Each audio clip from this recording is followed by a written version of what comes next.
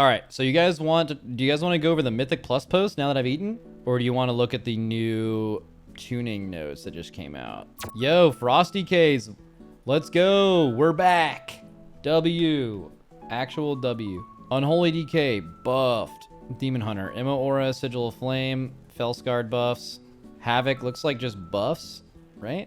Wait, little Soulscar nerf. Some fixes. Okay. Druid. Balanced Druid buffs. Feral Druid 8%. It's fat. Flame Shaper changes. BM Hunter buffs. MM Hunter buffs. It looks like. Maybe that isn't a buff. Okay, Frostfire buffs. Arcane. Barrage for Arcane. Really quick. This is fast. What is that? BM Hunter buffs. Rawful. They were OP.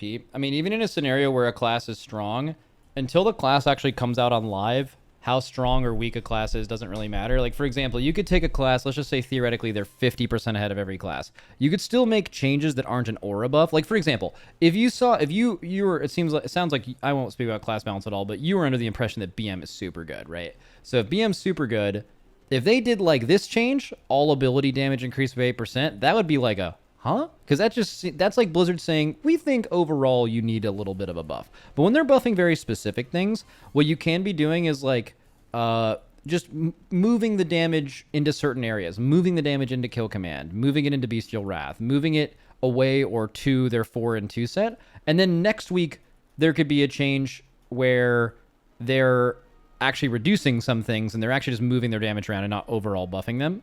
Right? This is why you shouldn't pay super close attention to every... In fact, this is actually how PTR builds are done. This isn't like... When they put out a PTR build, they don't go around to all the devs and they're like, hey, is everyone done for this week? Cool. Let's launch the build. That's actually not how it works at all. They launch they're constantly working, right? And then a PTR build coming out is just a change in time. It's just a point in time in which they just launch the build. In fact... Let's just say these are just half the BM changes, and they happen to be working on this literally right before they put out the PTR build or something, and later today or tomorrow, they planned on moving the damage away from other things and not into Kill Command and Bestial Wrath, and you literally only see half of the equation until next Tuesday. That is exactly how PTR builds work. So, getting super like tied up into very specific changes, a lot of times, unless they have a dev note specifically explaining why they're doing something, is usually a mistake. Okay.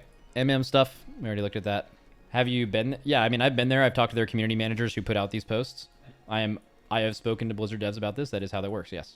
I've actually had a conversation with a Blizzard developer around a post of something they were loosely interested in or loosely involved in, and half the thing got posted. Everyone got mad, and they were talking about how they had to like panic put together a post to explain all of it because people only got half of it and got mad.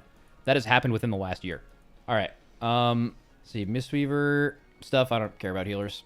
W healer, outlaw changes. Holy shit, warrior buffs. Look at that. Just huge buffs. Yes, it sounded like people thought melee were kind of underpowered, both due to fight design and also in general, but pretty massive melee buffs in this post. One melee got buffed by 8% in general. Others got 20 to 15% buffs on all of their main abilities. Definitely that's Blizzard saying, we hear you. Melee is weak. Cool tuning. All right, Mythic Plus thing. So where do I find this Mythic Plus? Oh, here we go. I think it's this. Where's like the official Blizzard post? Here we go. Oh, this is way harder to read than the blue version. Okay. We're rolling out some changes to Mythic Plus with the release of War Within Season 2 and wanted to share a few more insights on what you can expect to see when those changes arrive. Over the course of the War Within Season 1, the development team has received extensive feedback on Mythic Dungeons, much of which revolved around frustrations, especially in trying to progress through the system primarily in pickup groups. True. That's always true. Common areas of criticism include the sense that players were faced with too many mechanics at once, that failure was too punishing, and that rewards felt insufficient for the challenge and effort required. All very, very true. That's like 90% of all complaining. And that it could be hard for many players to find groups as the community gravitated towards meta specs to help cope with these difficulties. Oh, wow. Okay, so this is true. This constantly gets talked about all the time, but I'm surprised Blizzard even mentioned it because this is something that will never not exist. This is something that the group finder creates as a function.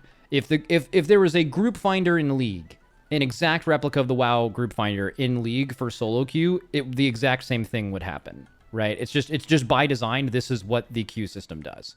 So I'm interested that they're even mentioning this, because what the fuck are you going to do to even... I haven't read this yet, but like, what are you going to do to even solve this? You'd have to completely remake the group finder. to solve this issue. There's zero way. The best tuning in the world could not fix this. It doesn't do anything. Okay, let's see. We have already approached our Season 2 dungeon rollout in PTR, and ongoing tuning with an eye towards addressing mechanical issues. Cast times on critical enemy spells have been significantly increased, tank damage spikes reduced in magnitude and or given better telegraphs, and the overall number of threats in an average pack of enemies has been reduced and more. Great paragraph. Because you don't have to worry about something not being hard enough, right? It turns out the Mythic Plus system, by default, infinitely scales. So even when all of these things are true, the best players or anyone seeking out a true challenge can simply go to a number of Mythic Plus level where that exists. Whether that's higher or lower, it doesn't matter, but people have certainly given the impression that, like, at every level it feels like it's too much, so that's good. I've also made improvements to rewards, and especially reducing the penalty of failing to finish a dungeon within the timer in the Siren Isle content update, but we understood there was still more to do in order to fully address the feedback we're hearing. Now, as we approach our second season, we have a chance to make some broader changes to the structure of Mythic Dungeon progression. A factor that we see as an underlying cause of many of the cited issues is the lack of smooth and healthy difficulty reward progression in the current system, and the rewards are an essential part of that picture. Yeah, it's like basically you get a certain amount of eye level and it doesn't go higher.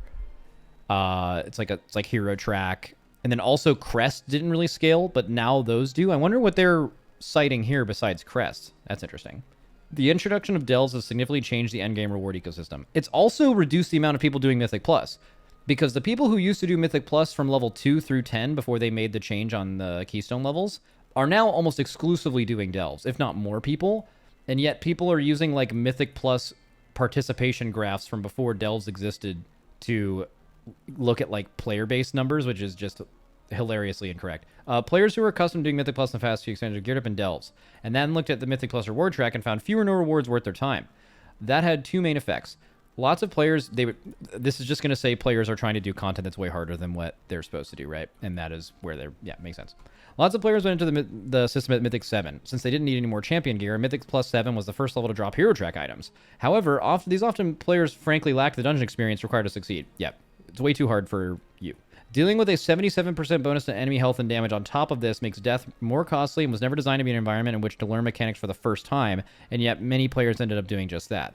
This heavily impacted success rates, led to a sense of inconsistency, and made many players more wary and more selective in filling groups in their keys. Excellent observation. All of this is very true. Meanwhile, the keys in the 2 to 6 range had a shallow applicant pool, especially in the first 2 weeks of the season. This meant that there are players who even tried to start at a lower difficulty level in order to build the experience, but then had a hard time finding and forming groups. Facts. Well, I don't know. I didn't experience that, but that sounds like facts. So probably true. Looking ahead to Season 2, our aim is to make Mythic Dungeon more approachable. Cool. To that end, we're making the following changes. Baseline Mythic, aka Mythic 0 dungeons, will now award champion track gear from each boss with a weekly instance lockout. The health and damage of enemies in those dungeons has increased to reflect the improved rewards. Why the fuck was this not the case at the beginning of this expansion? Mythic 0 did this in Season 4 when we originally made these changes, right? So why in the first season of The War Within would they have been lower? I mean, the only reason is they wanted to, like, emphasize delves, I guess. But, like, why completely sacrifice a thing that people have done forever that people like doing? I think that was a huge mistake. The health and damage of the enemies in the dungeons has increased to reflect this. Cool. From 2 to 10, each new level will now increase the health and damage from 7% down from the previous 10. Oh, that's fucking huge. That makes getting the... I mean, that is a turbo fucking nerf from getting the portals, right? I think that's smart. Well, maybe they'll change this but that's a huge fucking nerf. Because I think... Oh, but base Mythic was buffed. Oh, true. So maybe it'll end up being the same round of 10. The Zalantast bargain retaining affixes will move up from Mythic 2 to 4, leaving no affixes other than the existence of a timer at the 2 entry levels. The alternating cycle of Tyrannical and Fortified will move up to Mythic 4 to replace Challenger's Peril affix at Mythic 7, and the other one continuing to take effect at Mythic 10. W. At Mythic 12, instead of an additional 10% increase to enemy health, will now include the increased timer penalty for deaths that was formerly part of Challenger's Peril as a replacement for the rotating bargain affixes. While the mechanic could feel overly punishing for groups still learning, yeah, I mean, I don't think this matters at all because, like, when you're doing keys above 12, you're doing high keys, and generally speaking, when you do high keys, if you have, like, a full wipe, you're just dying, and I think like, singular deaths mattering more is fine, but, like, if you wipe already, it's cooked in, like, most of those, but that never should have been true for, like, an 8, right? So it makes sense that it exists past there. Although I still don't know if it needs to exist, but whatever. While the mechanic could feel overly punishing, whatever, removing the extra 10% stat should make the transition feel like less of a wall. Very good. The requirements to achieve some key reward tiers have been reduced. Hero track gear is now available from end of run at Mythic 6, and Gilded Crests are available from Mythic 7 and up. A breakdown of the new rewards look like this. Okay, so you can start getting hero track gear at Mythic 6. You still need to do a Mythic 10 for Mythic track gear from your vaults. Hey, why not? What will be the reasoning behind not having like Mythic 2 available from a 12? Just save some guildies, some Gilded Crests. Is anyone opposed to that? I guess there's a reason why, because like it does increase here. Why does it not continue increasing? It's kind of like because people see the highest reward from Vault and feel like that's the one they need to do, and then you would be having the same problem that existed in Season 1.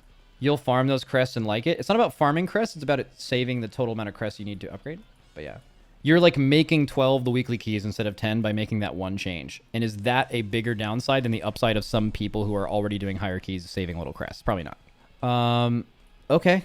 On balance, this version of the system should have more rewarding. Okay, one additional note, and of relevance to players at the upper end of the system, we are changing the rating requirement from Keystone Legend achievement being added in Season 2, moving it from 2850 to 3k. This is being done to keep it at a comparable level of challenge and prestige after the changes to overall scaling. We'll also be decoupling this achievement from the system that allows players to set a floor for their high-level Keystones.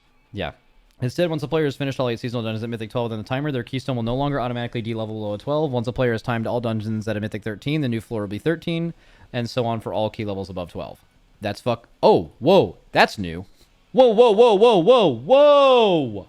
Whoa, dude, am I reading this right? This means that, like, if you're a fucking high key player, you can just, like, load up 17s permanently. This is going to remove homework keys. So this is actually really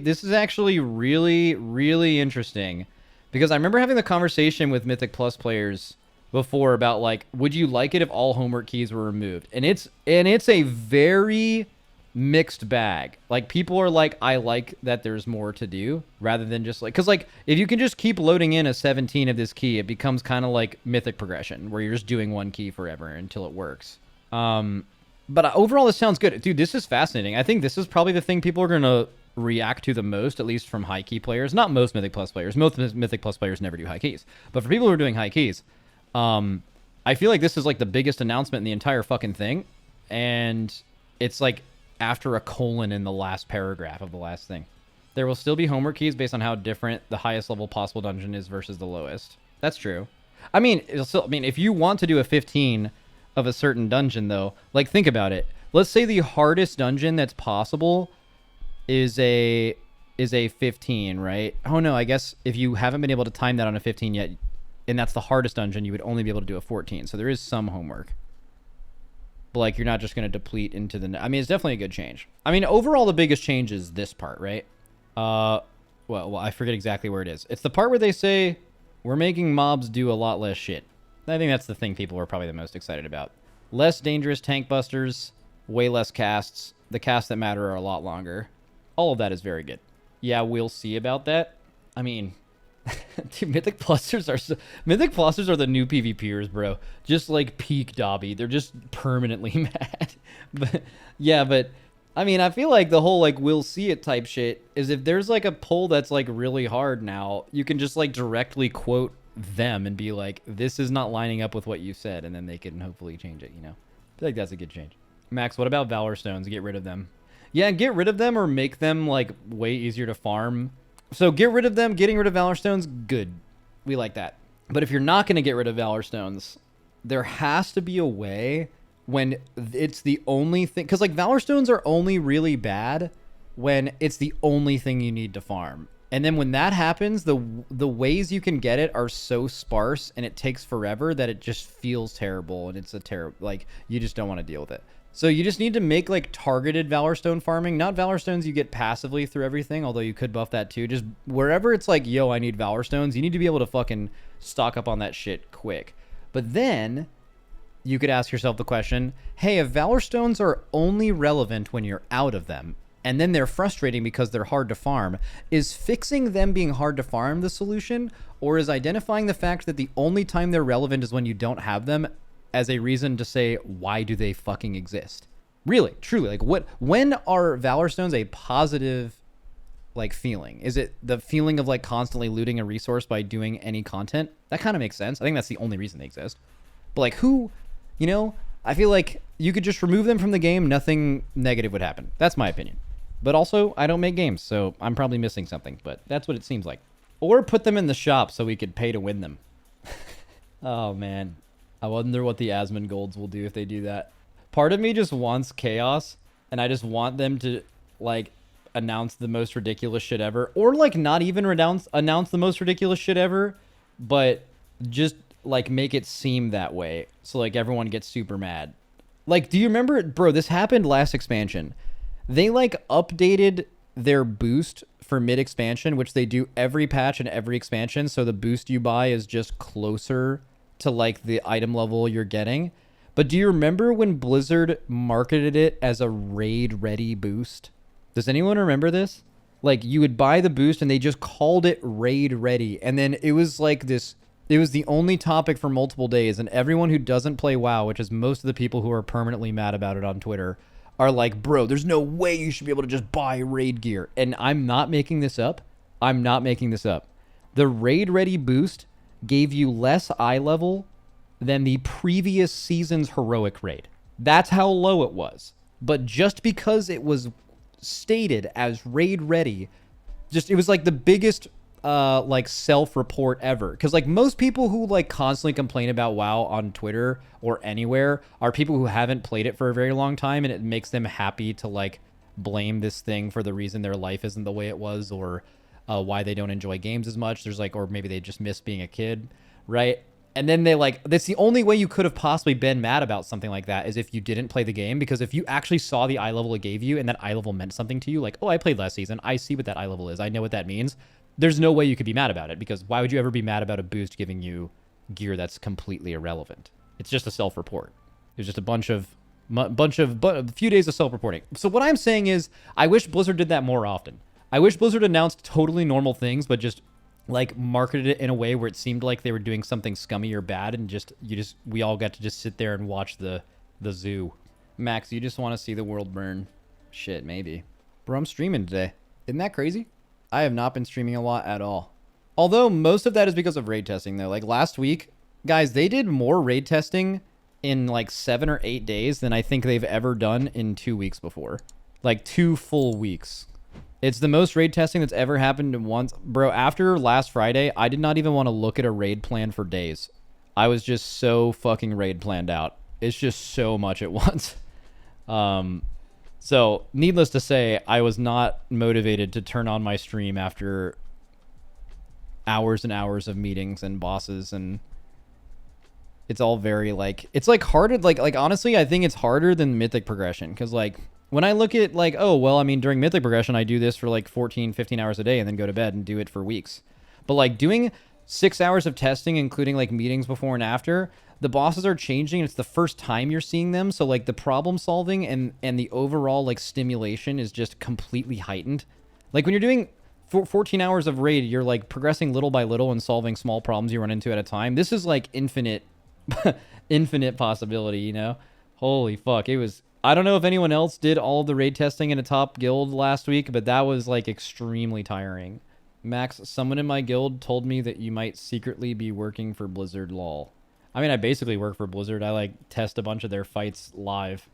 But yeah, I mean, I'll buy into the conspiracy. Just clip that and just tell him that he's right.